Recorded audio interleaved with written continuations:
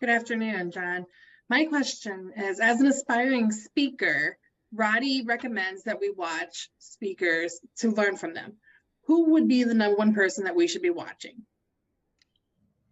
Me. I see you all the time, John. John, And what- the whole studio here in Atlanta just howled at that answer. That is absolutely Well, it's because I'm an idiot. That's why. I mean, what do I teach? To be a great communicator, you have to get over yourself. And that was just I'm so stinking full of myself, I'm about to throw up as well. So it's funny. You're asking. I just have a sense of humor, and I'm so sorry because I do. It does. When you ask who you should hear today, some of my best learning is from comedians, because comedians have to win the audience when they speak. They have to be impeccable in timing.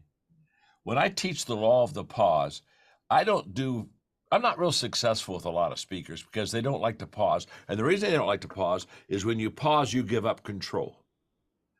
You give the audience control. All of a sudden, you let the audience emotionally emote.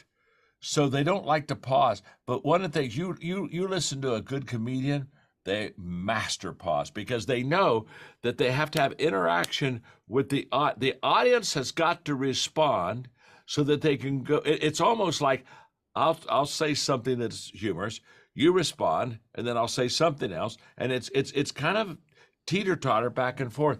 So Mark, we just heard recently out in when I was doing a conference in Vegas, and so we went out and we heard Jerry Seinfeld, and he spent an hour and 15 minutes, and he was funny. He's just funny, but his ability to work that audience and to interact with them and get them involved with him. I mean, so many times he would pause and let them even be guessing what's the next thing he's going to say. I watched it. So to me, you hear a good comedian, you pretty well hear a very good communicator. So, I would suggest that.